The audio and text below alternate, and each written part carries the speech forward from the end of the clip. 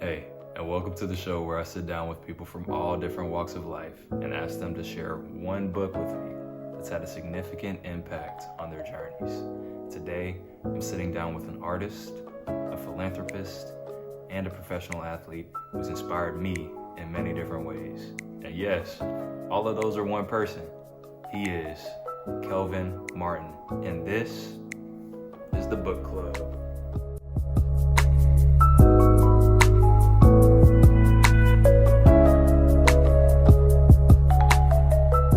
Today, I have the honor and pleasure of sitting down with Mr. Kelvin Martin, founder of The Rare Heart and The Rarest Heart. Could you just take a second and explain to us, or if that's even possible, just kind of let us know what Rare and Rare Heart stands for? Yes, I can. First off, thank you for having me. Anytime. It's a big blessing, pleasure. So, Real Heart is about exploring universal love by placing it on a platform for ample recognition. So, basically, I wanted to find something. When I started a nonprofit, I started it when I first came overseas to play basketball professionally, and it's something that I wanted to do since I was a kid. And first off, it was called Off the Court, and it was something kind of related to basketball. But then as time passed, I was doing Off the Court like 6 years, and then fast forward, and all of a sudden, I got to the point where I'm like, I need to rebrand. I need to rebrand it. I want it to be so much relatable to me in basketball. I kind of wanted to be separated from the two. Right. So I kind of sat down and it's crazy. It's crazy because it works. The book that I have, it kind of sets the tone for what happened in this experience. When I came a Real Heart, I kind of sat by myself one moment and I was going through a lot. Like I was going through a lot mentally, emotionally, and I was down. I was probably at one of my depressive moments in my life. And I remember just sitting on the couch and just laying there, and I'm just thinking about a name. And and I came up with Rare Heart. I wanted something to be about love. I wanted to be the main focus. I looked for the focus, and it was about love. And obviously love is associated with the heart. And I was just like, but what is I wanted to be different. So, I went to Google and I was thinking of different names. Cause I was I came up with you different. I'm different. So when I'm thinking about you helping somebody, and there's not a lot of people that's willing to help people. So you have to come out yourself, and you got to be a different person. Yeah, because everybody's not willing to help. Even when you do have it or you don't have it, it doesn't matter. You're going to help. You just see someone in need and you're going to do it. That's just you. And that for me is a person with a rare heart. So that's how I kind of came up with the concept. And it just went from there. And it's almost about to be 5 years. We're about to celebrate that coming up the new year. So it's been a blessing, and it's only getting better from here, bro. It's just it's amazing to see what we have done, and then it's amazing to see just the outcome that's gonna come in the future. Just all the ideas is popping up and things. So I'm excited.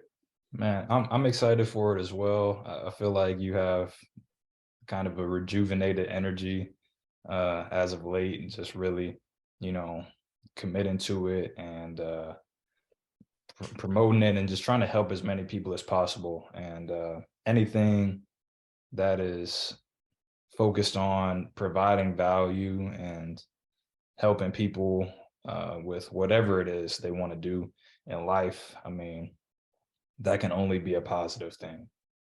That's a success in itself. So man, just keep going always. And I'm excited for the future of Rare Heart, man. And you got me on the edge of my seat. I know what the book is. You texted it to me. What book will you be sharing? And a quick question: are you team ebook Team audiobook or team hard copy? Hey, listen, I'm gonna be honest. Before I ever said a book, I'm a hard copy person. Like, I cannot, it's hard for me to read on screens. Like, I'm even like that with just anything. Like, even when it comes to writing notes, like I'm a paper guy. Like, I like to, even though, like, like I got an event coming up. Like, I don't know, but it's like, what's it called? Save the world, save your health. I got an event coming up next year. So, and it's like, just about like, just saving the world. And like, even though, you're using paper, we're cutting down trees. There's a lot that kind of go into it. So maybe I'm a little, I don't know, like a hypocrite in a sense, because I still like to write on paper, still like to use like hard, and books, are paper. They just, they gotta come from somewhere. Right. So it's like everything is digital now, but it's like I'm old school in the sense of that. Like, ain't nothing like getting a book, fresh, newly book, going to the bookstore. I'm like that. I like going to the bookstore. I don't really like ordering books, but sometimes it's hard for me to get books, especially when I'm overseas. Right. Going to the bookstore, picking out a book that you want, or just knowing what book you want, getting there, getting the book, and actually just sitting down and reading in your hand, and being able to, be away from your phone, which kind of like comes to the book that I read. It's called Stillness Is the Key by Ryan Holiday. Beautiful. And the quote that is crazy, because the quote that's on the cover of it is a must read in our noisy world by Angela Duckworth. And it's like, it makes, it's like the perfect quote for this book. Like, it's like a read that you need. It's refreshing. I would say for me, the book was refreshing because of some things some things some things you heard of, some things that may just cross your mind, but you may not have implement in your life. But at the same time, it may be things that you are doing that you're not constantly thinking that you're doing. So that's what's I'm excited about telling about the book. I actually got it recommended from a friend named Whitney Baker of mine, which she ended up reading it. She suggested me to read it. She was telling me that she was reading the book. I was like, well, what, I get the copy too, and I go from there, like, and just read it, and we just talk about it. And it makes some similar how you doing. So, it's just crazy what you're doing. And because people do this all the time, we just put it out there. Like, so this is great what you're doing. I think this is amazing thing that you're doing that's gonna get a lot of people's eyes and attention, and just get insight. And the biggest thing, that it keeps people to understand and get, like a review, like of a book, like a book review. You get to see, like, okay, like, I ain't got nothing to read. Let me go check Tony. Let me go check Tony's podcast out, because you'll understand. You'll get a new book out there, because people are always looking for something new to read. They just may not know. And sometimes reviews can be a little biased. They might not like the author, but just to get genuine conversation between two people, and you get the details of the book, then it's like, okay, it's a different way of doing a book review. So, like I said, like, when you told me about the idea of this podcast, it kind of like, it had my mind like sparking. I'm like, yo, this is crazy, because it's a hell of an idea, like, for real. Yeah, I'm super excited about it, and just excited, because I consider myself a lifelong learner, and it's crazy because I didn't go to college, so, but still, like, I actually actually decided not to go to college so that I could focus on, acquiring the knowledge that I wanted to, and just having the time, to say, okay, well, what is it that I want to truly learn about? What are the skills that I want to acquire? Okay, let me take the time and do that, And college, from a grades perspective and so on and so forth, and ACT score, that's all still possible, if that really becomes necessary down the line. I'm not opposed to the idea of college, and I'm not ever going to be someone to say like you shouldn't go to college. I just had the opportunity to choose whether or not, that was the thing I wanted to do. And so what is your perspective on kind of this concept of being a lifelong learner, and how does that, what does that mean to you? I think it's you got to educate yourself. You have to educate yourself, no matter like, even, I remember being a kid and, you're in elementary, middle school, or high school, and you get finished with high school. You're like, man, I don't even want to go to college, like, because it's just school. School is 8 hours, just straight school. You're learning things that some things you're not going to really need in life. Some things you are, but the thing about school, like, especially like going out of high school, getting out of high school, having to go to college, because it ain't too much. It's a lot of options, but it ain't too much you're gonna do. It's kind of how they kind of put you, like, where they say you gotta do what they say you gotta do to get where you want in life, which is not technically true. Like, it's not the truth in the situation, but just because this is how they program our minds to do, which is another conversation for another day. Right. Is how it happens. So, but you get tired of school. But it's like, after I graduated high school, I didn't like reading. When I was in school, I didn't like reading at all. I hated reading because they forced us to read and get like points to, like, it was called accelerated reading. I don't know if y'all had this. Yes. Like, okay, so accelerated reading. So it's like you get points, and whoever gets the most points is like praised in school for reading. And I can understand the concept of like getting kids to read more, but me, I'm a little hard headed. So, I'm like, you ain't gonna force me to read if I ain't gotta read. Like, so getting to college and still didn't really like to read like that. I had a couple Spanish literature classes where, man, I got my books from, the team gave me my books, and I got like 7 books in this Spanish literature class that we got to read, like, 60, 70 pages a day, about some literature I don't know. No. Yeah.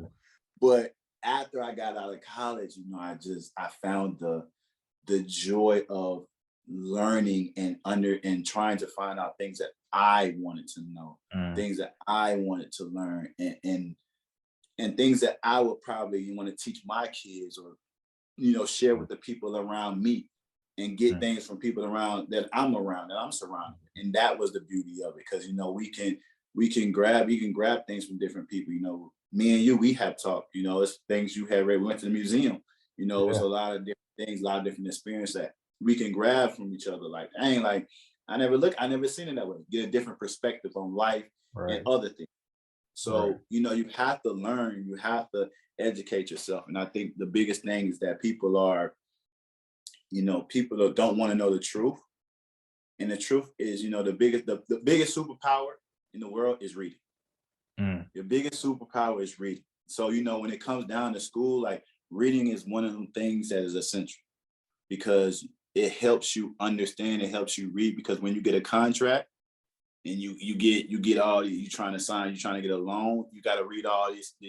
If you don't know how to read, you know how to grasp the concepts and understand certain things, you're not going to understand what you're putting yourself into or what you're signing up for. So just in general, just in life, it's just an important thing.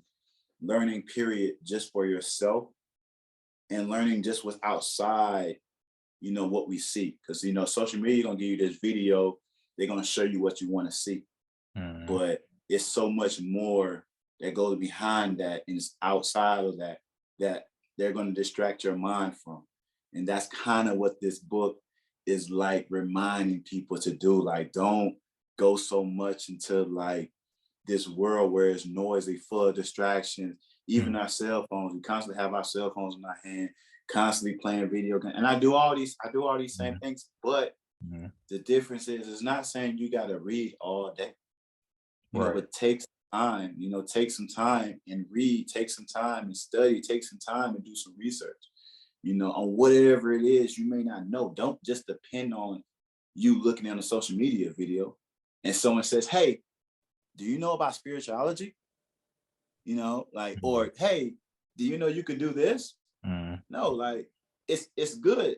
It gives you a reference, it gives you a point of reference. But then you take that reference and you go do it yourself, and then you actually start trying to learn things yourself and not just depend on other people to tell you something. Mm. Mm. So now I know our audience is coming from all kinds of walks of life, and maybe this is, you know, the entry point that you were talking about for some people, for like the idea of meditation, or, you know, the idea of mindfulness.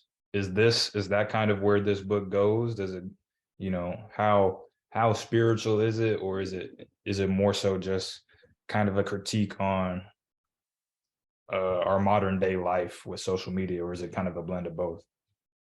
I would say it's a blend of both. You know, that doesn't get so spiritual, but it does, you know, it does talk about, you know, it does correlate with different religions, how what different words means in different religions, or you know, like with not even so much a religion, but like Buddhism, or like, you know, with Greek, you know, different like form types of words that they may mean in different types of languages, I would say. So and as well as, you know, going to the modern world where it's like, you know, it's certain things that we're experiencing that we're not really noticing that we're experiencing, and kind of being blinded just because of what's going on. And the biggest thing is trying to help you find yourself, you know, be within yourself and find that peace within yourself, and your and being in your surroundings, and just understanding where you at right now in life, and just being present, being still in the moment, and just being present. So that's the biggest thing. Man, so you said, and like I said earlier, I kept all these questions for this moment here. But you said to me that this book was very applicable to what you just experienced this summer. Can you Mm. go a little more in depth on that, and just, you know, kind of your thought process, and maybe how this book kind of kept you centered? Yes. Because so last year, as you know, we was in Heidelberg. We was in Germany, Heidelberg together. And I had a lot of different experiences. And I was reading a book. I read another book. I forgot the name of it, but it was about, I can't remember the name, but it was about like letting go of things, like materialistic things, like, you know. So as far as that, and just going in through just going into life, and just, it was my 10th year being a pro, Mhm. and just finding myself in like these same situations mentally, physically, and emotionally. Like in the last 3 4 years I've been getting hurt a lot. Mm. Last 3 4 years I've been coming overseas being depressed, or finding myself going up and down because the season's not going how I wanted to go. I'm not playing the way I wanted to play. Emotionally just dealing with, you know, with relationships with different people, my friends, my family, you know, my girlfriend, whatever it is, the people that I'm in contact with on a daily. So, you know, just learning and trying to be better, improving my life for them, and as well, most importantly for myself. And it took me back to like to at the end of the season, going back home from the summertime, just really just sitting back and understanding that, you know, I put myself in a situation where, you know, I'm just not where I want to be. Mm. Like not where I want to be. You know, I was 32 at the time. And it's like, you know, I think we're kind of one, I think as men, we're not, you know, very open to express that. Like express that, you know, we messed up, or, you know, we made Mm. some mistakes in our life. And I had to really accept mistakes I made, and choices I made, and really understand that, you know, it's my fault. Mm. I made those choices, and that these choices doesn't define me as a person, but I have to be better than my choices. And the only way I can improve and get better is learn from my choices and make better choices. You know, I Mm. can't dwell on it. I can't regret them.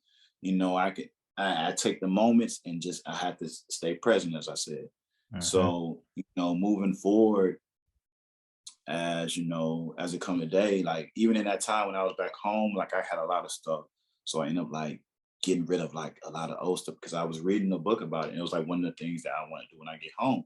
And once I got home, I wanted to get all the stuff away that I had. So I ended up like donating like mad clothes. Like I got like a picture of like in my car, like bags of clothes. Like, so me and my girlfriend, we just went in the house and just got rid of a lot of stuff and like donated to a charity, to to whatever it is, like a charity. It's cool.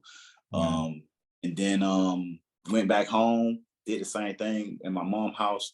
Just got rid of a lot of stuff, like stuff that I don't need, because we can hold attachment to these things and it kind of can just bring us down in a sense, just trying to hold so much time. You gotta let go. You gotta let go. You gotta let go. If you're holding on all this baggage, you got all this stuff on you, it's gonna slow you down and hold you down for what you got forward ahead of you that you can't move to get where you want to go. So I had to let go a lot of stuff, and fix some relationships. I had to go home and spend some time with my mom. I had to go spend time with my brother, talk to my niece. I told her I felt her as an uncle. I did. I was selfish. So I had to like accept that. I had to really share my emotions with something it was hard for me to do. Very hard. Listen to what people were saying about me, and not taking offense to it. Just standing and listening. Being present in these moments. So it was an act of just finding my peace. And as I experienced these things, it kind of changed my mindset in a lot of things and made me look things differently. The biggest thing that I think what the book talks about, and that we actually, I think me and Shy was talking about this, Shy Eli, and we were talking about we was in Heidelberg. It was like I think it was at his house. It was at his kickback or something like this, and we was talking about like cleaning up and like not listening to music, like just cleaning up, not listening to music, like just being in silence. Like when you're in silence, your mind is constantly roaming. It's like how you said with meditation, like when you meditate, thoughts come in your head, and the biggest thing what people do is think about their breaths, like in and out, like focus on the breath. That's what they tell you, to focus on the breath so you don't think so much, so you clear your mind. But the thing about this is that those thoughts that come in your head, you be present with it. You take that moment, you think you think about it in that moment, and then you let it go. Then after you get done meditating, you come back, because it's something that thought came to your head for. It's something that maybe had bothered you, maybe something that you may need to deal with, maybe something you need, whatever it is, but it's something that is a reason why that thought came. So me and Shai was talking about this, I personally, it's sometimes I go to the, so the biggest thing for me is that I can go to the gym and I can, sometimes I forget my headphones. And like, most people, when they forget their headphones, they be like, oh, and they can't like, but for me, sometimes I do it on purpose. Sometimes I even run without my headphones, or sometimes I, just sit in the room and just silence. And, the biggest thing is people avoid silence because that's when your mind is the busiest, because your mind can be constantly thinking. And these things can be very disturbing. They can be haunting. It could be a lot. But in these moments right here are the most important moments of your life, because your mind, your body, and your soul is telling you something.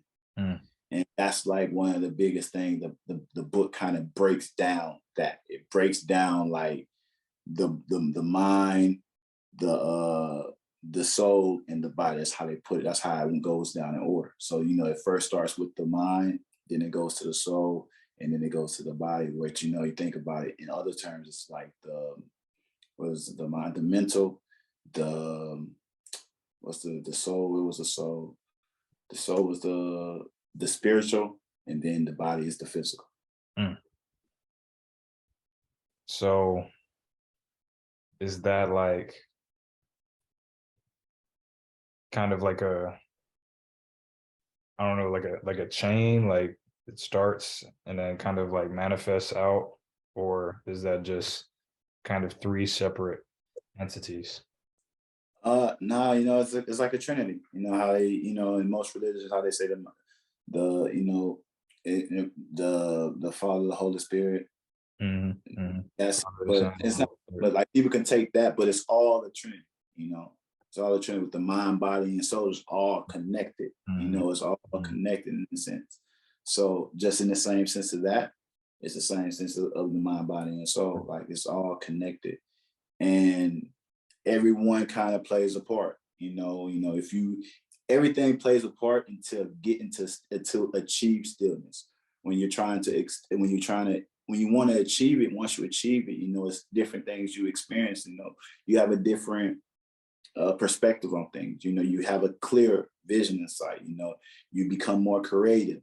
You find the more times to slow things down, and kind of see it in a different light, instead of just kind of doing all these things mhm. fast, you kind of just kind of slow everything down and kind of just kind of see. So it it's good. It's good. It's good to be in that type of state because you're finding peace within yourself and not, searching outside or going outside to, find something that happens within yourself. Mhm. So I know we had this conversation with our teammates countless times about boredom kind of being your worst enemy. Yeah. And boredom, I feel like is a kind of forced stillness, right? Where you're just kind of, you know, it's not it's not like, okay, I'm gonna take this time and meditate. It's just kind of it's almost like life just kind of just slows to a halt and there's nothing but you and you. So how, because obviously the title of the book is Stillness is the Key, is, would you say this boredom, like it's almost like a test, like all of these kind of thoughts and ideas come up and it's like, okay, well, am I gonna kind of give in to vices maybe in this time, or am I going to use this stillness, this time where life is just kind of stopped, and let it fuel my creativity? Um, I remember I remember talking about it because my quote was boredom is a man's worst enemy. Yeah, yeah. Uh and the reason, as you said, like you got vices that you could be tempted into. Mhm, And you got things that, like, when you're bored, you just try to find some type of entertainment, mhm, something that's gonna have, like, okay, this is fun, like, mhm, okay, I can do this. And there's nothing wrong with, whatever that is. You may say, hey, like, let me go grab a drink, mhm, let me go do this, let me go, whatever it is. mhm, Some of the things that you may do is not harmful, it's not like a bad mhm. thing, but Right. there are things you can kind of come into when you're bored, and it can be something that can affect your peace. It can be something that can disturb your peace or whatever. And I think in this sense, it's like when you're talking about stillness, you can find different things and different directions to go with it. Mhm, So instead of being bored, in the sense of, like, okay, sometimes I can be bored and you're bored. And you're like, man, I ain't got nothing to do. But mhm, what's, like, the way that you can practice stillness, or you can achieve stillness? You can read a book. mm. You Okay. can go, you can go take a walk. So something that we don't, what's the word I'm looking for? We don't cherish enough. Mm, Time to ourselves. Like, we don't cherish enough. Like, seeking solitude is probably one of the biggest things. Like, I like to be alone. I find myself in Japan by myself a lot. mhm, Like just in my space, sitting at this table right here, mhm. maybe the other way, but sitting at this table and just reading, writing, like Mhm, working on real hard projects, all mhm, all this, like, literally came up with this design, this colorway of this hat, which is you know, it's right here. It says, you know, rare is out of the blue. Man, Like, love it. Love it. you know what I mean? And it's just everything. That's how it is. Like when you, in the sense of going back to real heart, when you help somebody, it's out of the blue. It's not something you plan. You don't predict it. You know, like, yeah, I'm gonna help this person now. Because you randomly see somebody, be like, let me go help this person. It's out of the blue. You know what I mean? So it's just, and like I said, like even the book, like is one thing the book had brought to my attention that I need to do more, which is journaling. Like we don't write enough. We don't write our thoughts of what we go in the day. We think is because you know they had a term when we was younger as a diary. You know, women on. But it's not that. It's so many philosophers and so many people that's before our time that has used their journals of the things they've written, and has been books that have been sell millions of copies. But it's not even so much of that. You know, journal your thoughts. Like I write a lot of the things I read, things I may come up to, you know, whatever it is, research, and not just for me, but one day my kids might see it. You know, they're like, "Dad, what is it?" They get older, they see it like what, like, because I'm left-handed, my handwriting is like chicken scratch, but it's like, but you never know, they can take something from it. You know, they can use it. And so when it comes down to it, it's like I want to get a journal because I want to start, you know, writing down my thoughts, like writing down like how I'm feeling that day. You know, just, you know, you gotta purge your emotion, you gotta purge your mind, like you gotta clear this stuff out because I'm a victim of that. Something I experienced. I kept so much inside of me that it becomes a burden. It kind of hurts, and you're the only one that's dealing with it, and you feel like you're the only one that's dealing with it, but you're not the only one that's dealing with it. There's a lot of people in this world that is suffering the same way you're suffering. It's just it may be in different situations, but we are all suffering, and it's all like nobody's suffering is more than the other person. Of course, we can understand the extremes of different things, but you know, just because you know you may lost your diary or whatever, and it may be something critical because you know this is what helps you get out, and someone may have lost, you know, whatever it is, you know, I can. It's still the same. They still feel the same way. It may be you can't look at it like they're less or whatever, they more. It's just we all feel the same. We all suffer the same. So that's the biggest thing, you know. And it's just like when you find yourself, boy, there's so many things, like bro, it's like there's so many things you can do. As I said, you know, even like building a routine. You know, some people think it's like what's the word for it? Superstitious. Like superstitious because you got to do certain things and but building a routine, it helps you. It helps you, like, you know, because like one of the quotes in the book, like what it says, I may remember it just on top of my head. But I got my notes. You know, I always have my notes. But one of the quotes was like, dang, what was it? It was like, when you're familiar, basically, I'm finna, I'm just gonna go about what I remember. It's like when you're familiar with something, like dealing with like a routine, when your body, when your mind, when you're familiar with something, you know, and it seems like you're busy, but you're familiar with it. Your mind is at rest because you're familiar with it. So that's like when you're building like a routine, like it's like you got a routine going on. It's like when you go play basketball, you're never busy. You're never busy because you did this so much that you're never busy.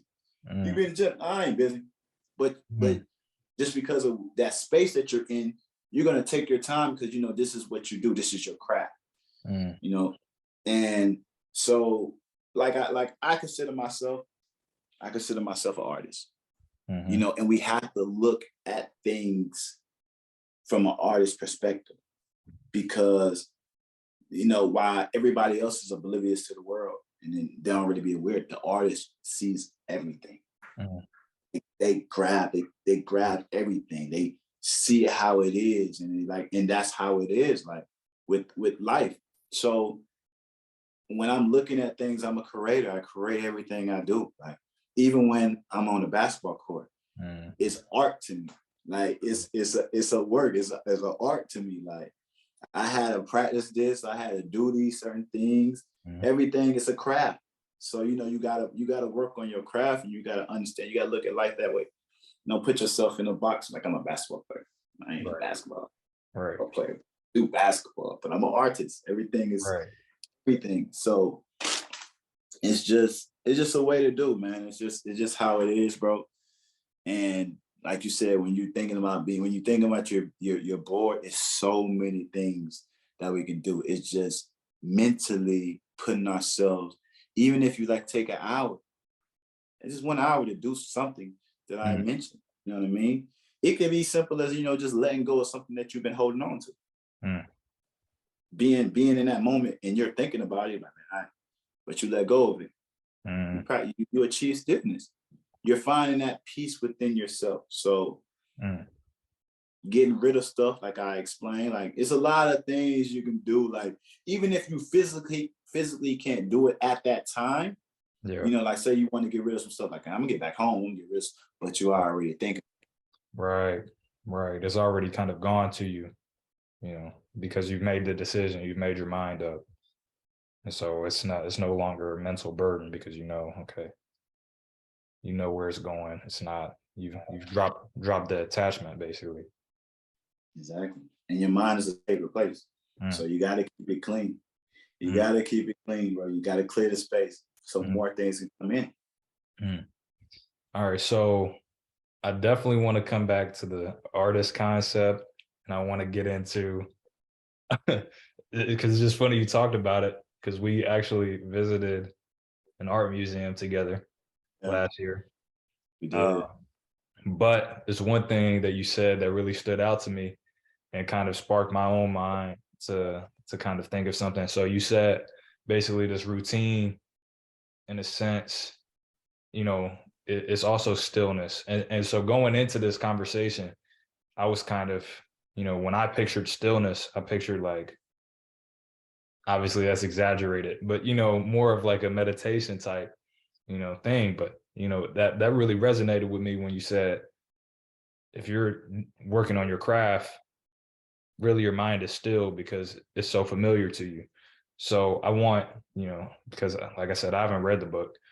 So just so I can understand the concept further, would you say vices are the same way? Because it's something that's familiar, because the stillness is something that we're kind of always seeking, right? So like a vice, say my vice is junk food, right? And I've come to one of these moments where it's just me and my thoughts, and I want to achieve this stillness. What's the quickest way? Oh, well, there's a bag of gummy bears over there. Boom. And it's familiar. Am I grasping it, or? Yeah, for sure. I think the biggest thing is that when you think about things that that can be either harmful for you, or like things that that can distract you. You have to be mindful of these things. It's nothing, like I said in the beginning, it's nothing wrong with going to have a drink of beer, or eating some gummy bears, because it's about how much you're doing. Like, are you being mindful? Like, well, I didn't eat gummy bear 5 days straight. Like, maybe not the 6th day. Maybe not the 6th day. You know what I mean? So it's like you have to. It's another quote that came that talks about this, like, it's perfect. I found it. It's like, it says, think about your diet, not eating habit. Well, this is something I wrote about, like the concept of what it was talking about. It was like, think about your diet, not eating habits, but what your mind consumes. I said self-care is eliminating negativity from your life. And this is just one example of it. And just like, you got to think about it, like, your mind is almost, it's the same as your health, with whatever you put in your body, whatever you're doing. It's like, you want to say, whatever it is, you want to lose some weight, you want to be on a diet. You're mindful what you put in your body, you're mindful what you're going to eat. You're not going to be like, maybe I should go drink, but I'm on a diet. Same thing with your mind. Like, what are you paying attention to? Like, what are you looking to? What are you looking at? What are you accepting in your mind? You know, what are you consuming? So when it comes to your vices and stuff, like, mind over matter. Like, you know, what matters more? You know, so is it your health or is it the pleasure? Because, you know, we can all, you know, when you get to the situation, you know, and I know from experience, you know, just, you know, one night of something that, you know, you really enjoyed can be something that in that next very moment, like, and that can only last maybe, I don't know. It doesn't matter. Like, it could be like 1 minute, 2 minutes, you ate some gummy bears, and then all of a sudden the next minute your stomach is aching. Like, it's, oh my God, bro. Like, you know what I mean? So you gotta be mindful of that. Like, you gotta understand, like, it's a pleasure to it, but it's like a guilty pleasure. Like, it's a pleasure to it, but at the same time, you know, you can feel like, dang, I shouldn't did that, man. Dang. So do you want that type of feeling? Because that can disturb your peace. Because now you're gonna be sitting still. Your mind's gonna be constantly, you shouldn't did that. You should have been mindful. You shouldn't did that. Now look at you. Now you're beating up yourself. But it's like, you got to take that moment, understand your mistakes, and don't be so hard on yourself because you did something wrong. You know, and it comes with consequences. And you may not like those consequences, but it's just like, that's life. And only way to learn is through experience. Experience is your best teacher. You know, I wish that we all had somebody that, you know, would just be like, hey, you shouldn't do that. But even if you had somebody telling you that, you still might go do it. Right. And funnily enough, you might be even more likely to do it. Exactly. Yeah. Exactly. So, as you said, we went to the museum, and I think the biggest thing about, you know, the statement of saying, like, I'm an artist, and, like, even if I don't paint or draw, like, I do, like, graphic things. I'm gonna say I'm a drawer. I could put things together to look a certain way.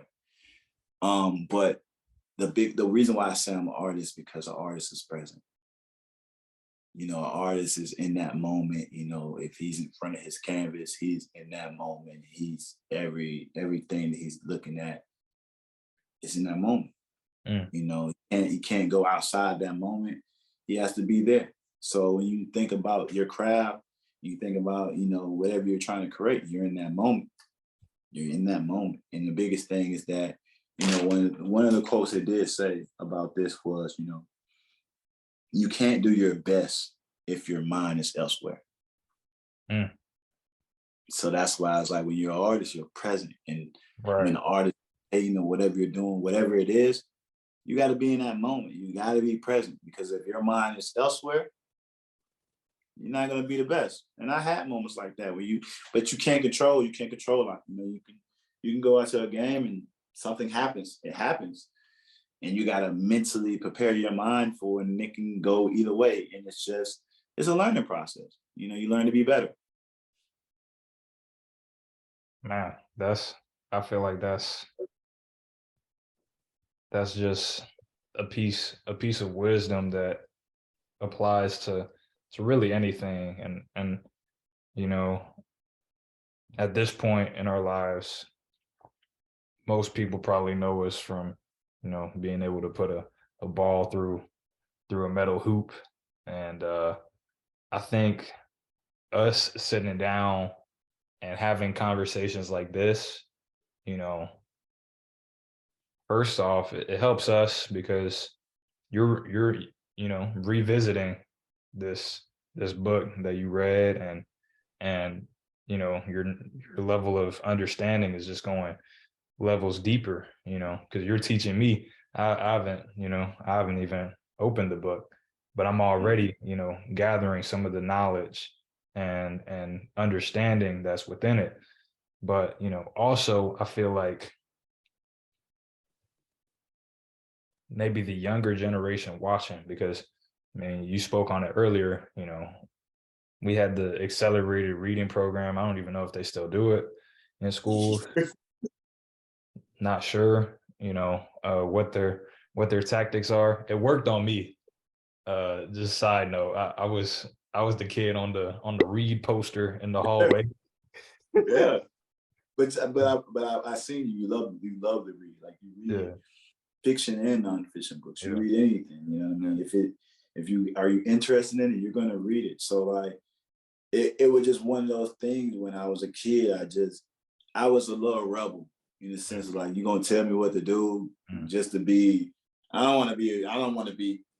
And it's not so much. I'm not saying you was so much about attention, but I watch kids like read just to get to the top, like and be hurt like when they're not the best reader in the school. Like I'm just like, nah, I'm cool. As long as I get my little points, like if I found a book that was interesting to me, I would love to read it. Like I would read it, but it was like the books wasn't interesting to me like that. Like, but not like now looking back, like now, because I read the kids. So reading these kids' books, they're just like they're enjoyable for me. Like they're very enjoyable for me. Like Pete is like a book called Pete the Cat, bro. But this dude, like the writers for Pete the Cat is a genius, bro. They got a TV show for Pete the Cat. Like it's just crazy. Pete the Cat does everything. Like he does everything. So it's just like it's almost like a Dr. Seuss thing. Like it just whatever it is, a Berenstain Bears or I don't know how to check it. They got the Mandela effect on that, you know. Yeah. So it just depends. Like I remember it may be a little weird. I think like when I was in school, just one funny side. I don't know if you know, but I always used to want to read the Judy B. Jones book. Like I felt like they was just dope. Like it was just like, but as a boy, it was just like, man, you read Judy B. Jones? Man, they books seem interesting. Hey man, hey, Judy B. Jones, ain't nothing wrong with that, man. Hey man, but you don't think about that when you're a kid. I just like you think like, oh, that's a girl book, man. No. Yeah, Judy B. You can't walk around school with your book and you got Judy B. Jones. That ain't gonna match. They couldn't catch me with the Judy B. Jones though, man. That was always one. Like I'm at the library. Beep. Quick, you know what I mean? You got bro, I ain't got no Judy B. Jones, man. Oh, man. No. For real, like I'm like that's a classic. I can't. That's crazy. That still to this day, like, cause I'm 33. How old are you? 22. That's 11 years, and you know about Judy B. Jones. You know what I mean? That's crazy. She understood the test of time, man. I'm sure there are still Judy B. Jones books being made. I hope so. Yeah, I think with me, man, like, and it's just kind of how I was brought up, though. Like, I knew in the moment, because in the moment, I feel like we all were like, man, I don't want to read, or like, they're making me read and blah, blah, blah. Like, I feel like that thought crosses everyone's mind at some point, maybe not every time, but like for me, I knew that I was capable of being the kid on the read poster. Maybe I wasn't going to be the top reader in the school, but I could definitely be top 10. I could definitely, whatever, because I'm still playing basketball and doing other things. So yeah, there's going to be the kid who's just like, all day. But I knew for me personally, I was not going to be happy with myself. And it kind of goes back to what you were saying, like the gummy bears, seeing when the read posters get printed, knowing that could have been me. If I would have decided to, that could have been me. And for some people, that's enough. Like, yeah, man, I could have. But I feel like deep down, like you should have. It's not even could have. You should have. And there was no reason for you not to, because what did you spend that time doing? As a kid, maybe you were playing outside, but nowadays, man, kids are playing Fortnite. You know, 6, 7-year-olds walking around with iPhones. Like, it's a whole different world. It's a whole Every different time world. I we feel was outside. like, yeah, I feel like, you know, we're 11 years apart. I feel like I'm closer to you and like your generation. I don't know how the generation where they split, you know, but Yeah. I feel like I'm closer to you than a 16-year-old. Real talk. We've had different, completely different, you know, we came up in different times. Like Yeah. I didn't get a smartphone till I was like 13, 14. And for you, that's like mad early. Like, but at the same time, my whole childhood basically was kind of like the classic childhood. Like, okay, you know, the best cartoons would always come on Saturday. So that's when I would get my time in. You know, other than that, it was PBS Kids, man. I literally, hey, I literally learned English from watching Arthur.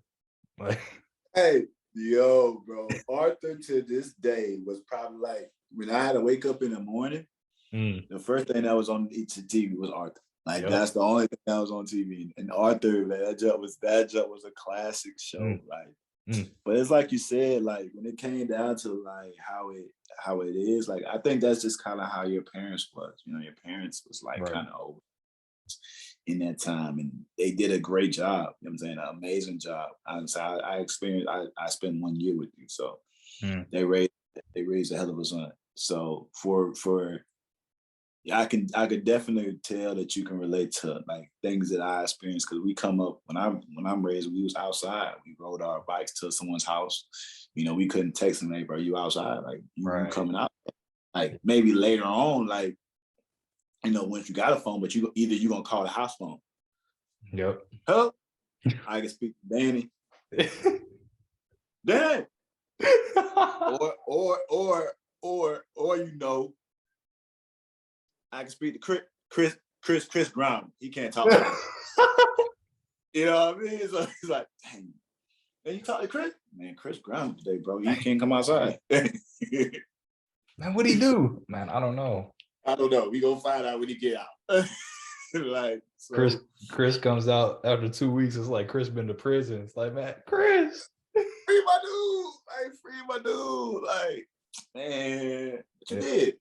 And I failed a class. What? It wasn't happening. So I had to study. I had to study till I passed.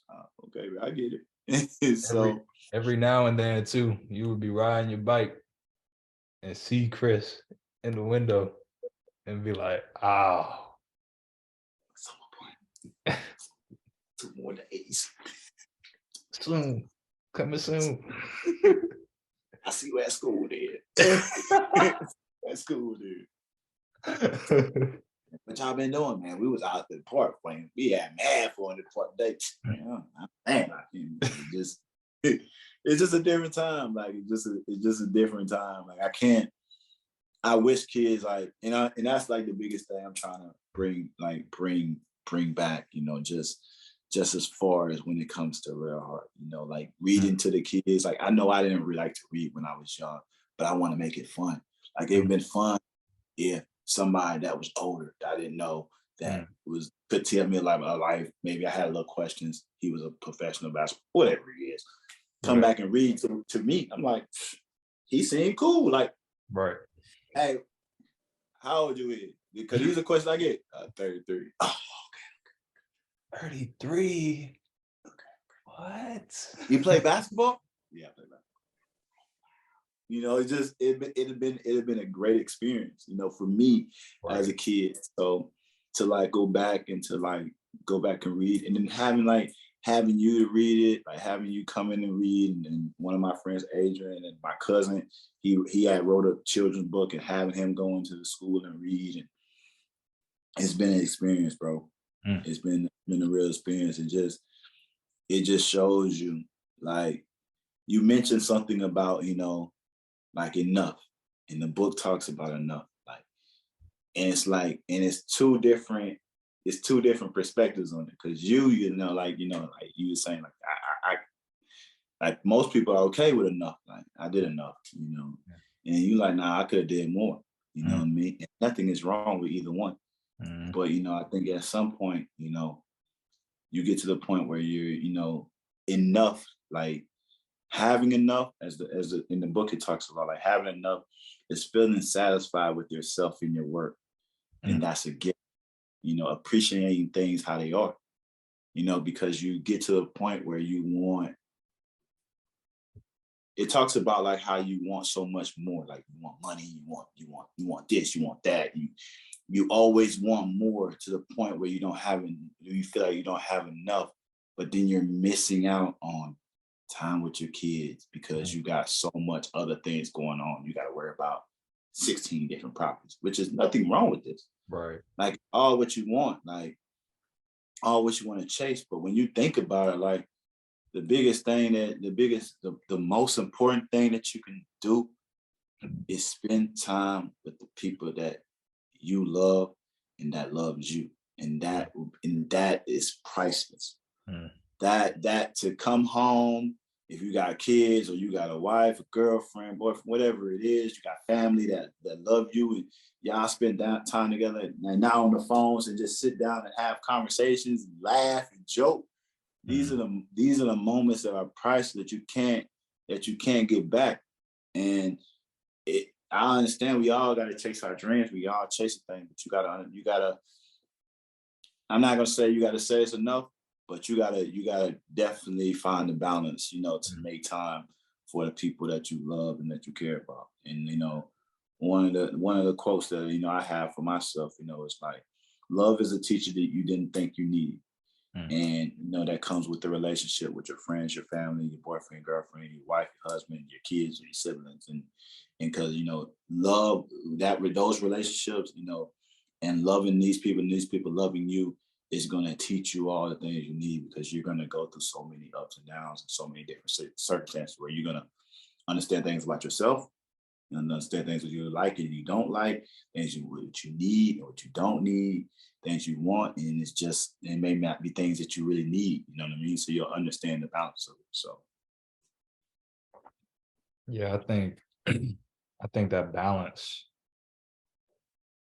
I feel like you can only, and this is just me, but I feel like you can only really truly grasp that by like going on one extreme or the other, and messing it up, like, and really saying like, oh man, like this is not the way I want to live. I'd love to meet somebody who, I mean, if you're the person who says, yeah, ever since I was 4 years old, my life's been perfectly balanced, and it's very simple. Just do XYZ. Like, please drop that in the comments. Like, I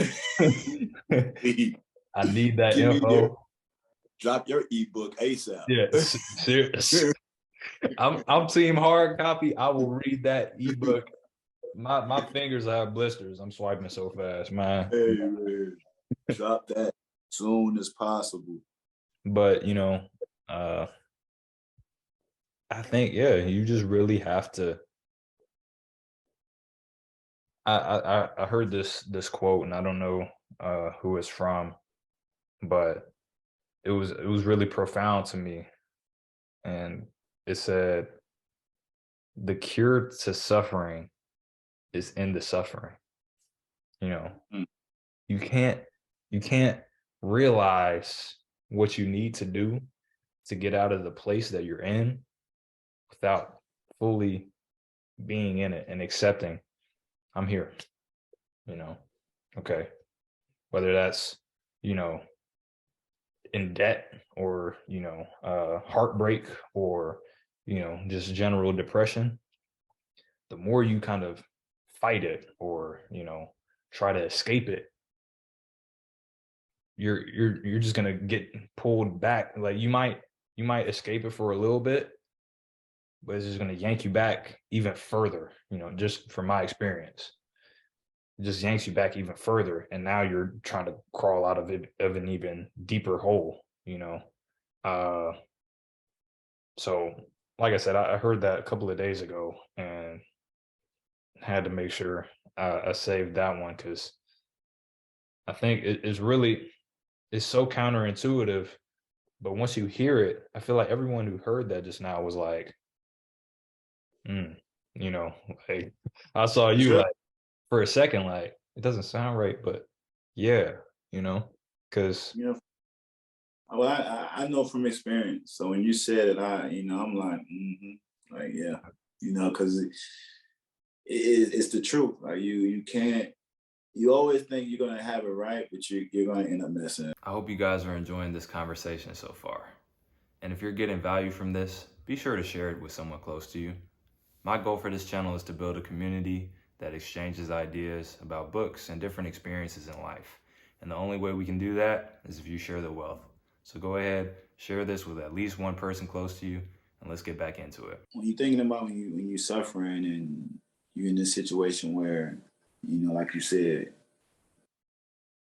sometimes you don't really understand like what you're going through in that moment as you're suffering. And I think sometimes, we always think we got it right. But at some point you're gonna mess up. You gotta mess up to understand. It's not like something you purposely want to do, like you want to mess up. No one wants to mess up, but we're human. That's the biggest thing. And I think one of the things in the book, it talks about being a human being. Like you're human. Like you understand you're not a workhorse. You're not a machine. You don't operate just you work. That's how some of our minds work out.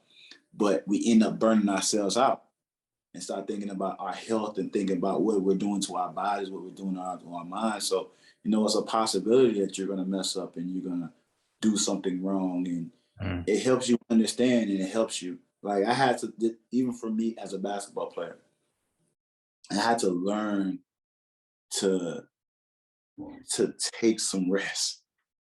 So like, okay, like it's a rest day, like a rest day. Like before, like my mom would tell me all the time, like you gotta rest because I'm in the gym 3 times a day, constantly back and forth. Like oh, she see me one time, I leave. She see me again, I'm eating, I'm chilling for a little bit, blah blah, I'm leaving. Next thing I come back home, I'm like, yeah, I'm about to go hoop. I'm in the gym all day, and it's like, I'm constantly doing this, and at some point you gotta rest. Like for especially for the athletes that's out there watching, like you gotta understand your body. Your body needs that rest. And like I said, another chapter in the book, it talks about sleep. Getting sleep, getting rest, and this is something that I, because I was a night owl. I'm still a night owl, like just because of the time difference. It's always, Right. Making time for my girlfriend to talk to her, making time for people I care to talk to them, or whatever, and still like being available when I can, because I know sometimes people are hesitating to call me. But even when I'm home, I was like that. When I was home, I was staying up all night. Until one point, one day, I'm just like, bro, why are you up at 12? Like, what you doing? Yeah. You got no reason. Like, what you gonna be doing up at 12? Like, what are you doing? Like, and it's like, if you want longer, and it get to the point, because now I started waking up early. Like my girl probably get up at like at 5, like 4:30 in the morning. She up. So it and she was going to sleep early. So she sleep early, and I'm just chilling. I'm like, man, ain't no reason to be up. Right. So like, sleep early, start waking up early, start going to the gym early. So I started waking up at 5:30, 6, depending on how my body felt. I didn't like force myself. So if I was up at 5, then I probably would have gym at 6 or something, like 5:30 or something like this. My body kind of feels a little tired, and probably like 6, but I'm up around that time. And I go work out, I knock all that out, probably come back home, eat a little lunch, go back, work out. My days are done at like 2.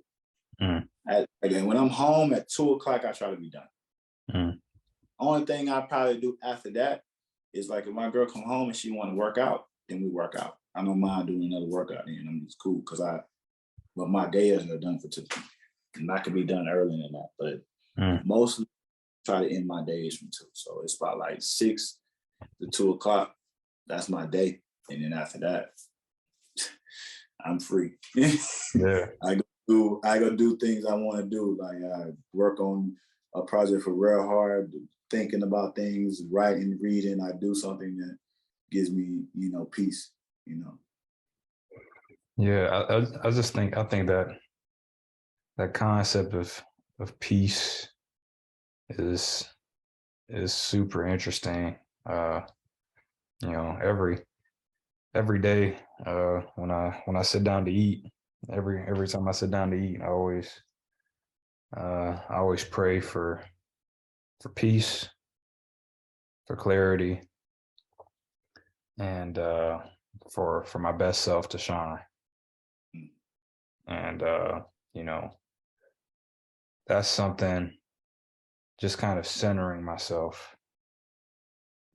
And another thing I pray for is three three things, and then along with my best self shining, another thing I ask for is grace, because as you just spoke on, uh, we have to mess up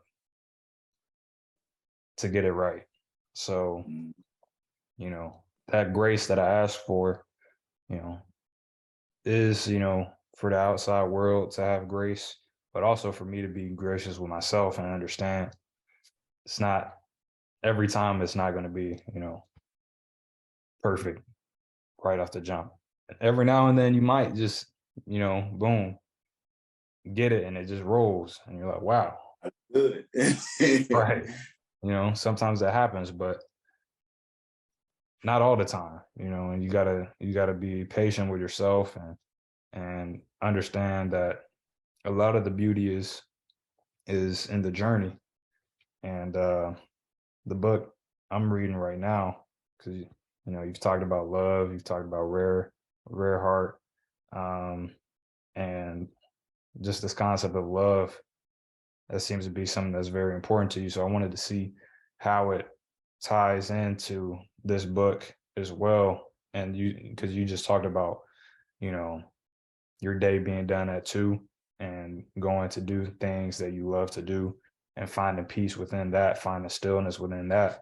And right now, I told you off camera, I'm rereading The Alchemist. I reread it, and then I'm right back into it just because there's some things I want to just uh, hit again. And Mm.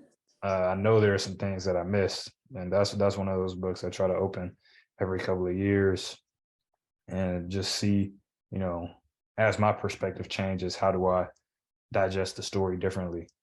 And one thing that stood out to me on this run through was him having the conversation with his heart, and his heart being fearful, and bringing up, kind of basically Paulo Coelho brings the concept of the ego. He kind of personifies it through the heart. And yeah, I just wanted to kind of know your thoughts on it. Like, how do you view the heart and love?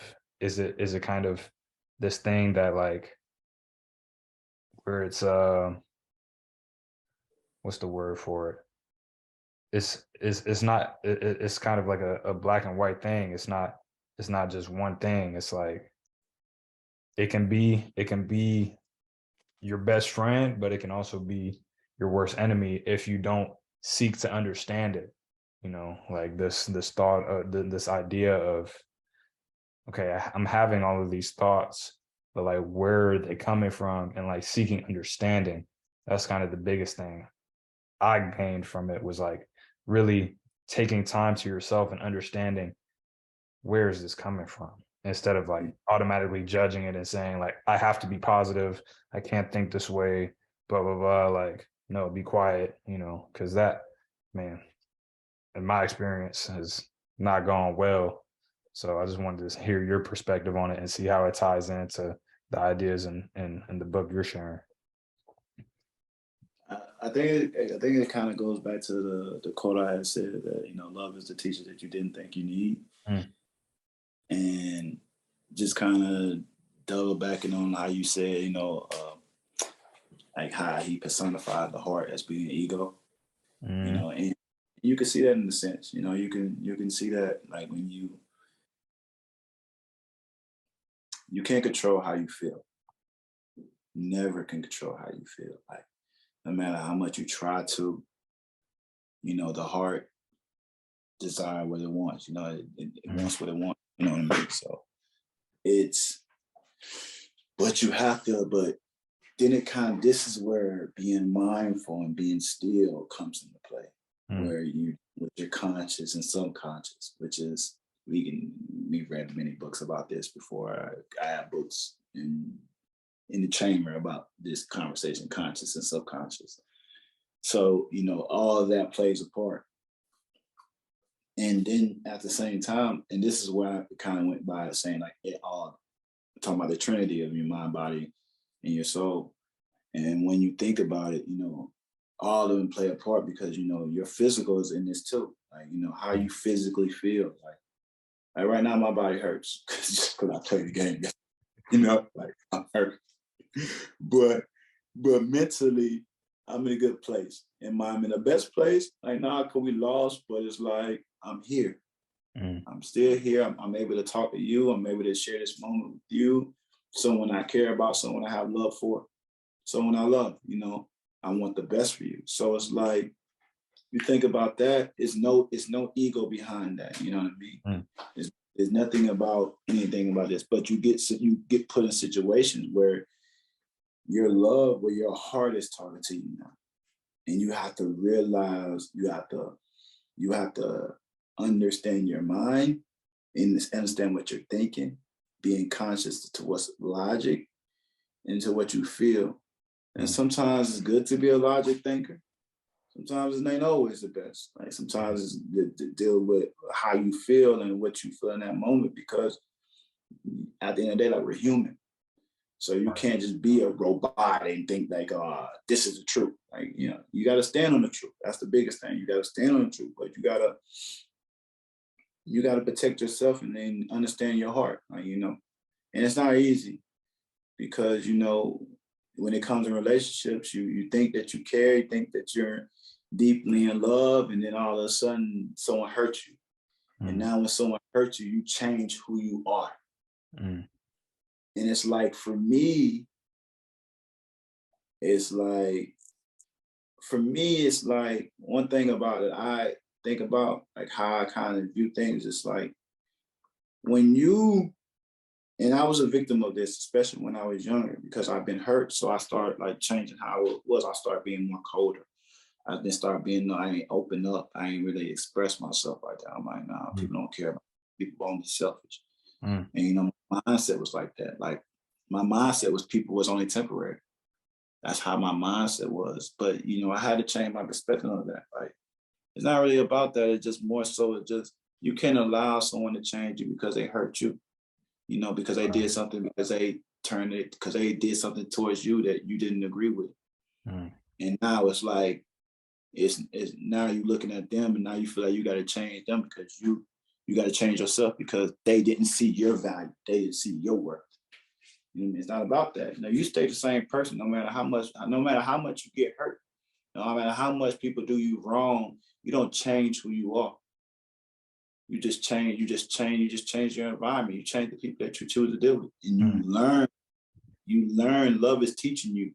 Because when you love, you don't change who you are. Right. You never do that. Just stay the same and you just learn how to maneuver and understand people. And understand what you want, understand what you need from people. Like if you know that you're a person that is very emotional and this, that, you shouldn't deal with someone that's not emotional. And if not, then but in the same time, you can't be mad, but you can express that and help them be expressive because everybody came up in a different way. Like it was hard for me to express, so I had to learn myself. But I had to end up getting hurt, or I had to end up hurting people to understand that. And so when you end up hurting somebody, now you gotta look at yourself. You gotta think about your ego, and now you think about how you may feel, because you think it's all about me, like how I feel. Right. And this is where your heart and your ego comes in. Now you got to think about the other person. Yeah. This is where heart comes in the situation. You got to put others before you put yourself. Treat others how you want to be treated. It was the golden rule we learned in school. Like, treat others how you want to. And still to this day, we're not following that. And sometimes we fall short of everybody, you know what I mean? But it's just like in the book, it talks about to be a good person, like to be a good person, you have to do good. And you can't be afraid to do something. Like, it gave a story about, it was like a book that someone wrote. And it was it was a fiction book. The joke was crazy. Like, I don't know if it was called The Fall. The Fall. And The Fall. And it was about it's a fiction, but it was so interesting that I thought about reading it because it was fiction. And I don't really read too many fiction books, but it's about this man who was like, I forgot what his profession was, either a lawyer or something like this. And I think he was having like an affair. And like, he was with somebody, end up experiencing, like end up hearing someone fall like into some water, and like knew what he was hearing, but ignored it, and it haunts him for the rest of his life. And it just went by like as life, he went back to like his normal life, and like he felt the regret of like not willing to, save somebody because of what he may be risking. Because in the book, one of the chapters is act bravely. And it's just about like, just, he was in a situation where he could have helped somebody. And just because of his circumstances, he didn't want to help. Like, he didn't want to choose to help because it could have exposed him. Right. But it's just about acting bravely. Then it's another story that talks about, a woman that ended up like saving a kid from drowning or something, and ended up dying. But it was just, like just acting brave, like just doing something. It's something that, it's a tough conversation to think about if you ever put yourself in that type of situation. Like, and these are things I do for myself. Like, I always think about things. Like, I put myself in these type of situations, or put myself in other people's shoes. Like, what would you do? Like, if someone is drowning and you can't swim, I'm gonna risk, like, but it's like, you're just gonna sit there and let someone drown, like, and you're the only person there to help them. Maybe in my mind, I'm like, maybe God may help you in this situation. Like, it's just, you just don't never know. But it's like, even if you do die, you fulfilled your purpose. And it may not be the purpose you thought you had, but it's your purpose. Hey, and that, like, that's another major theme that, was in the Alchemist. Both of these books will be in the description if you want to check them out. The Alchemist, and Kelvin's book, Stillness Is the Key. That's correct. Yeah, I mean, that's, you might have to run that back and say that just one more time, just because I need to hear it again. I feel like everyone else watching needs to just really just process that for a second. I think the biggest thing is that,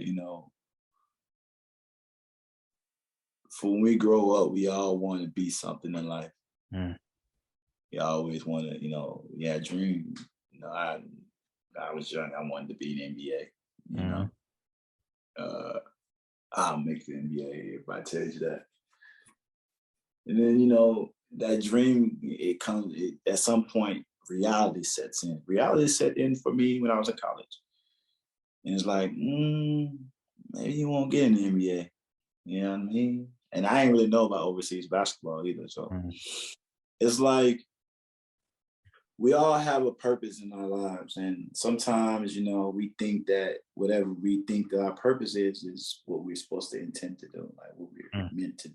And a lot of times what you're intended to do, it's, you know, is not what you're meant to do. And it's like, I may be sounding, I may like mess the quote up, but you know, my girl like reminded me of it not too long ago, which is like, you know, when you make plans, God laughs.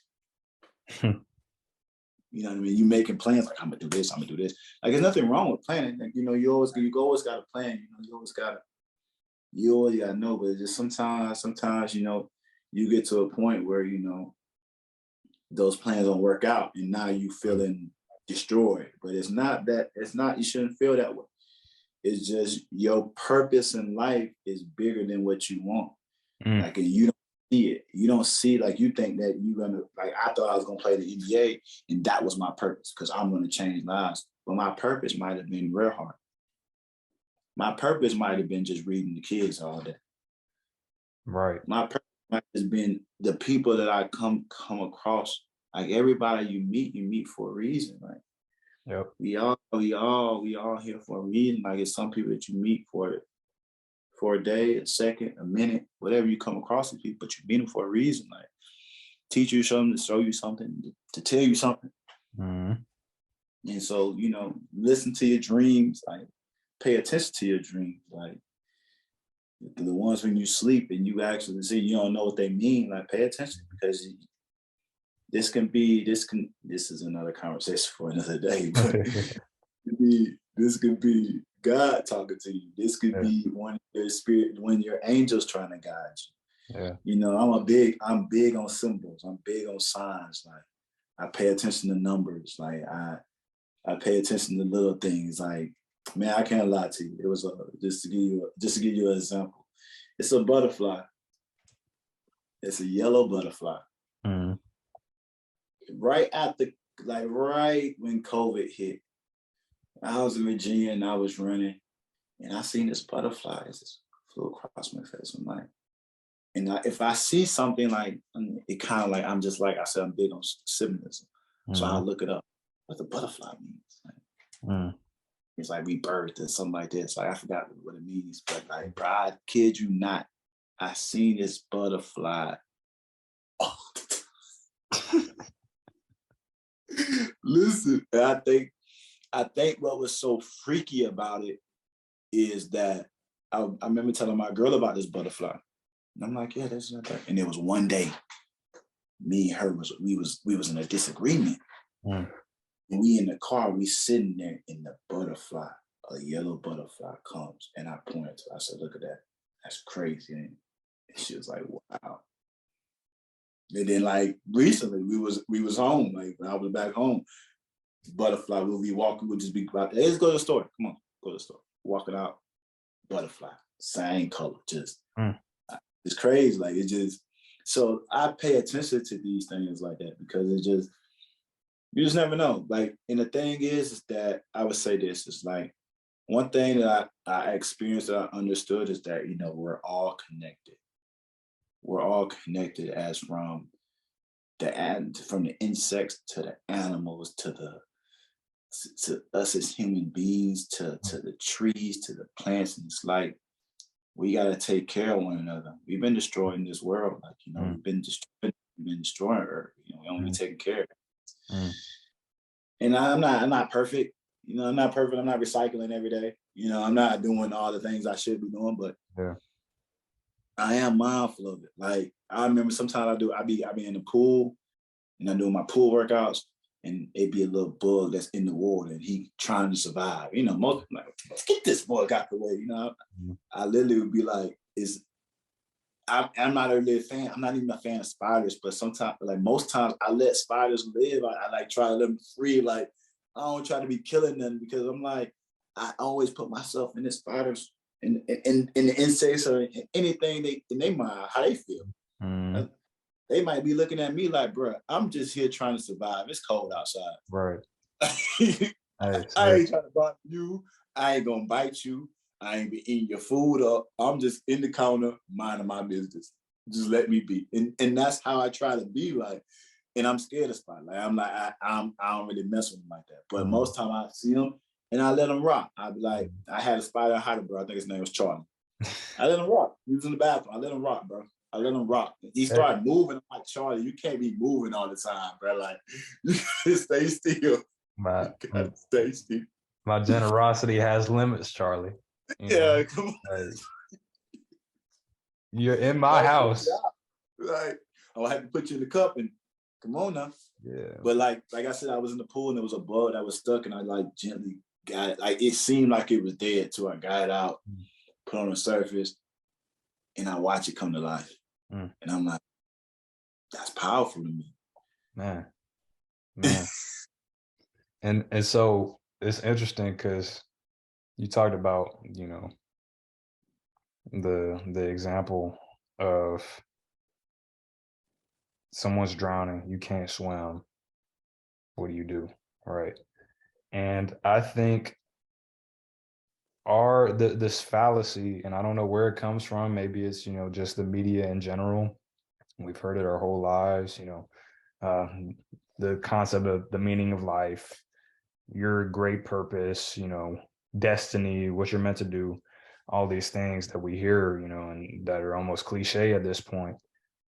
And we go back to this example because, you know, obviously you're not risking your life to save the bug, but it's the same concept. Bug is drowning. You can let the bug die. It's not going to really bother you. Or you can, big, I could go the other side. Right.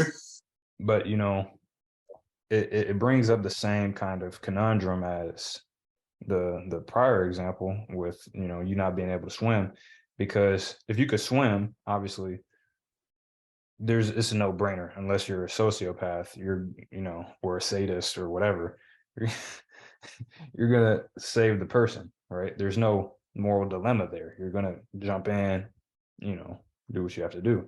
But the fact that you can't swim brings in this extra factor, because now it brings your destiny into question. It's like, well, my purpose isn't to die trying to save someone. You know, my purpose is to become the greatest violin player ever. And, you know, I have a concert next week. If I die, you know, I'm not going to be able to go to the concert, and, you know, my career will have been cut short, and blah, blah, blah, blah, blah, all these different things. Just like in your example just now, you're in the middle of a workout. This bud, man, it's getting in the way of my workout. My purpose right now is to work out, because my purpose is to become Kelvin Martin, greatest basketball player I can be, you know, greatest athlete I can be. You know, I need to be ripped on the beach with my rare heart t-shirt. So everybody wants a rare heart t-shirt, you know. And so in that moment, you can choose to be kind of paralyzed by your purpose. But the question is, like, do we really have just one purpose? I mean, that's kind of an empty life. And that's why I feel like so many people are depressed, chasing their dream, because you're missing out on, like, all these. You don't have one purpose. I don't think, you know, this is me. I'm just me, a guy with some glasses on, curly hair, and a black t-shirt to most of you guys. But for me and my understanding of it, yes, down the line, maybe you have this purpose. You have this dream for a reason. But that dream that you're chasing is leading you to all of these different smaller purposes. So instead of looking for the meaning of life, looking for what is my purpose, because a lot of people, you know, watching this maybe don't have a dream or have a purpose, and that's completely fine. So instead of looking like to the future, you know, any kids watching this, you know, people ask you, hey, what do you want to be when you grow up? And maybe you don't know. Instead of Googling all these different professions and whatever, and looking and seeing, well, do I want to be an astronaut? Do I want to be a veterinarian? You know, I would say, what can I do today? What can I do today? And we talked about this off screen. You know, with this concept in itself, this podcast, you know, I could have said,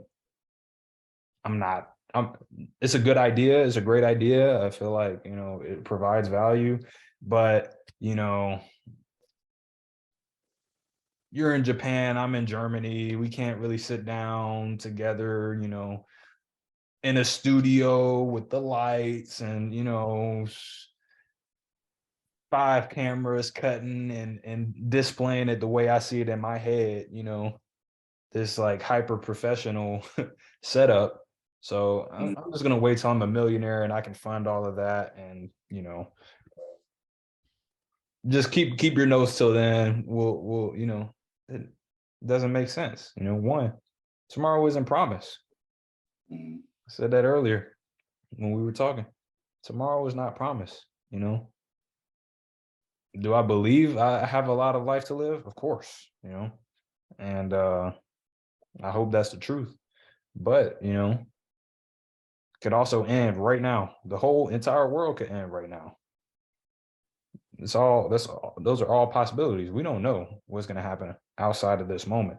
So instead of looking at this greater purpose, all the time, it's not unhealthy to look at it, and I'm not saying don't have a North Star in your life. I'm not telling you to do anything, as a matter of fact. I'm just speaking from my experience. Every day has a purpose. There's going to be something that calls to you and says, this is what I need to do today. This is the person I need to help today. This is, what I need to do for myself today. And I feel like even if you can't find that North Star, if you never find it, if you just look every day and follow your intuition and say, this is my purpose for today. This is my purpose for this moment. And you follow that on a daily basis, on a moment by moment basis. When you come to the end of your life, my prediction is you'll feel like you lived a full life. It was enough. It was enough. It was enough. You're satisfied with the work you did and the life you lived. I like the reference of the North Star. That's fire to me. I never really thought about that. Like, just because of North Star, everybody looks at the North Star, and thinking like, yeah, I like that. To tap into what you said, it's a quote. It's a quote in the book that I liked just simply because of something. Simply because of the word of it said in it. But it was like, to experience another person fully in the moment is rare. Like, wow. So it's like, so to really, like what you said, like it's true. Like, and it's the most important thing. It's about, like I said, when you're an artist, you're present. Yep. In the moment, you're right there. And like you said, every day, and that's what I had to learn, bro. Every day I wake up, I'm in that moment, man. I know it's things I want to do, it's things I want to accomplish, it's ideals I got that's growing up. I'm ready to throw them out there. But also in the book, it talks about delay.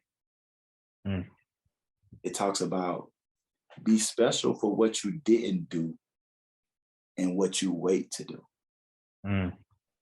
So it's like I tell you, this book it was refreshing to read, bro. It was like it was a good book. Like, I can't lie to you. It was a good book to read, and it's like I'm a thinker. So I always try to look at things in a different perspective. So I'm writing things down, reading them, and I'm like, dissecting what he's saying, because these are simple concepts that you didn't heard before. Maybe another way, maybe someone else has said it to you. Probably you just never was conscious to think about it, but your subconscious heard it. Like, you know what I mean? So it's in there. You just probably just need a refresher, and just like the cover said, a must read in our noisy world. That's all because of everything that's that you surround yourself with. Like how you said before, you thinking about your purpose, you're getting depressed because you don't feel like you're fulfilling what you're supposed to do. But okay, like I've been there before, where you think that you're supposed to, like, man, I missed it. But it's like, no, it's okay. It's all right. It didn't go how you thought it was going to go. There's something else you're supposed to do, but maybe you'll see that later. Right now, like Like, what is going on right now? Like, what you got going on right now? What you feel right now? Who's around you right now? What you're thankful for? What you're grateful for? Mm. And that's what I had to put myself in. Like, just sitting down. Sometimes you got to sit back in solitude with yourself, with your thoughts, and just be grateful for what you have now, because it all could be taken away. Mm. And a lot of people don't have what you have, and they want it, they desire it, they wish they had it. But the thing is, they're missing the things that they have, that they think they don't have, but they have, that they don't really think, they don't really cherish it like it's a big thing, but it's the best thing. And life is a gift. Mm.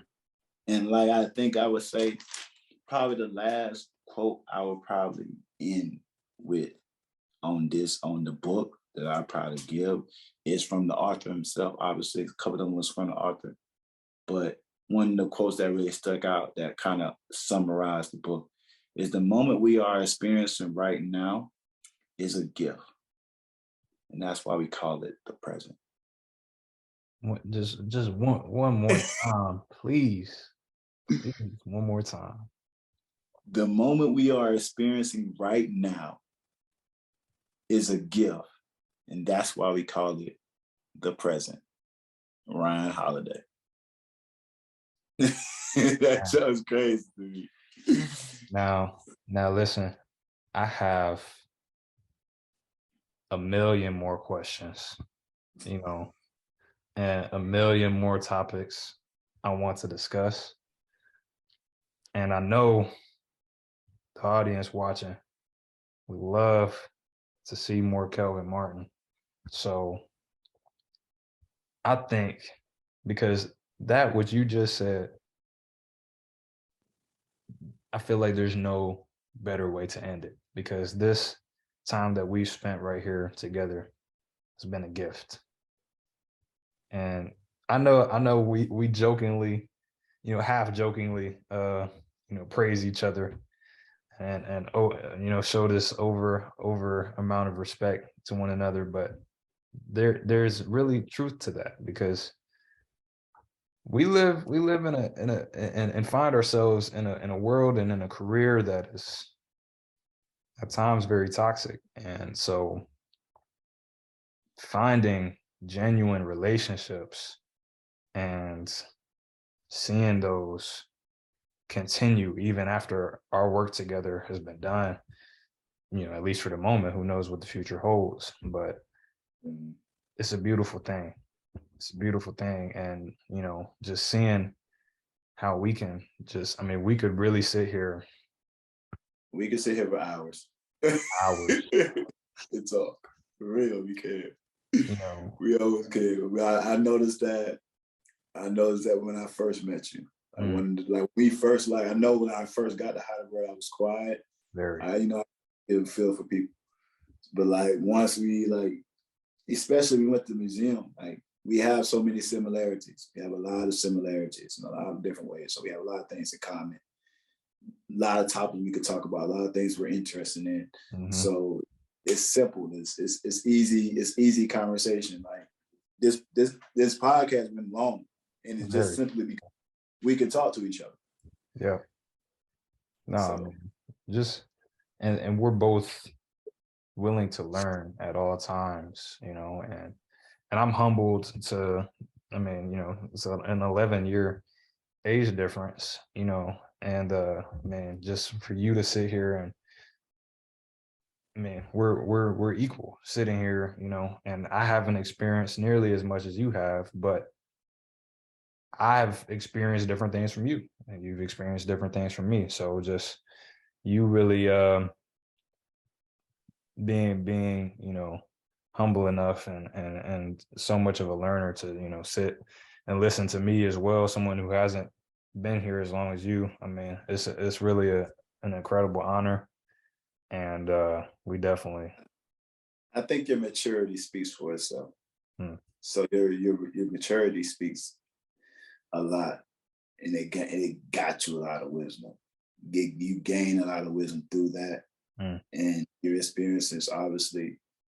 And like you said, you're a willing learning. You're an ongoing learner. So you take everybody's situation. You never judge nobody for what they do, even if it's something you don't agree with. Right. And you stand on what you believe in, and you stand on your truth. And that is one thing why I respect you highly.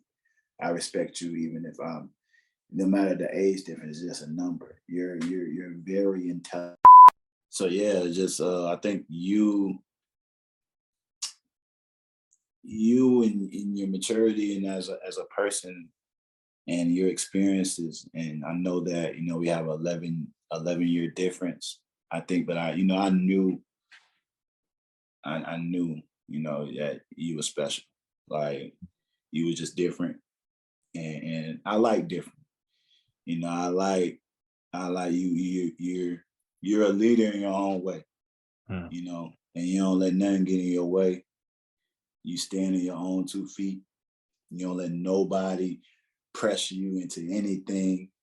And I have to respect that. I commend you on that. Like, I did, seriously, truth be told, like, I think I told myself that. I don't know if I ever told you, but if I had a son, I would want to be like you. Seriously. Really. I Yeah. appreciate that, man. Yeah. I For really real. appreciate that. Yeah. Just stand like, I wouldn't want, like, I'm a good dude. I'm all right. I don't be. I'm all right. But You like good dude, you, man. like the way how you carry yourself, what you do, and what you stand for, your mind, the way you want to learn, the way you want to be better. I definitely want my son to have that, for sure. Man, that's a very high honor. And yeah, I just, like I said, man, I really appreciate you taking the time.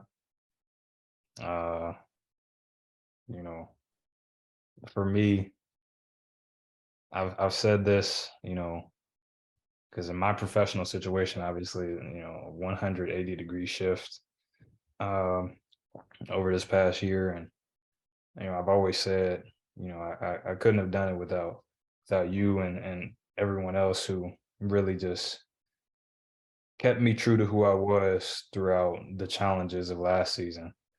And Mhm. you know, there was, I remember a time where you guys, really called me out on like certain things I was saying, certain jokes I was making, and you know, it was all in good spirit and good fun, but like it wasn't serving me, the Mhm. stuff I was saying, making jokes, trying to make light of the situation wasn't serving me in the moment. And so I was, man, like I said, the authenticity, and because there are a lot of guys, like there are a lot of relationships professionally where your boys and everything, it's like, oh yeah, man, yeah, that's my guy, he hit a three, oh yeah, but Yeah. there's not as much substance afterwards, because you didn't really help each other grow, so Mhm. there's not like, as obviously, like you still have a connection with those people because you see them every day and you've been through, you have a shared struggle, of this long season and being away from family and so on and so forth, all of these different things. But I think there's just a different level of connection that we have just because, we've kept it so real with one another. And Mhm. I'm super thankful for that because that's a rarity in today's world, And speaking of rarities, link to all of rare heart, the rarest heart, everything that'll be in the description. And I just have a question because this hat is, I'm not a hat guy. I got a hat from nature that kind of makes it difficult. So I was wondering, like, what can I do to get like the rare right here that's on the front on like a hoodie, and then on the back, those hoodies like where it's got like the words on the back. I feel like that would be crazy. What do I need to do to get something like that? The kind of front back combo with your You know, think of something you want to collab on. mm, Just within the time, we can make it happen. All right, man. I'll definitely be tapped in because I love the out of the blue concept, the color, everything. So, but like I said, I just the hat. Hey, man. It does. If I get a It's haircut, maybe, but even then, it's like, it's understandable. yeah, you know. But it fits your style perfectly, and like I said, links are all in the description. Also, links to both of the books we mentioned. Uh, Stillness is the Key. I'll definitely be tapping into that book here real soon. And obviously The Alchemist as well. You've also read The Alchemist. Yeah, gonna tap in again. And this is coming from someone who doesn't read fiction. So for all the nonfiction stands, look, That was a good book. Yeah, take it from him because you would think it's nonfiction. Really, you would think it's nonfiction. Really, and there are some, I'm not even gonna. Yeah, because you can really kind of play it to like where. Yeah, I understand. Yeah, definitely. Yeah. Last thing though I got to say is there was another quote in the book that I like too. Okay. And it said, "Stillness is rare." It was crazy. Like the book was just meant for me or something. I don't know. Stillness is rare. When you think about it,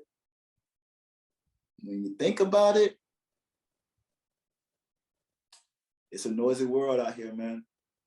Well, listen, if there's one person who knows what rare is, it's this man right here. Tap into everything in the description. And this is a promise. We'll be seeing him back on here very soon. So appreciate you guys for tuning in. Mama, I made it, man. Love, man. We'll see you guys on the next one.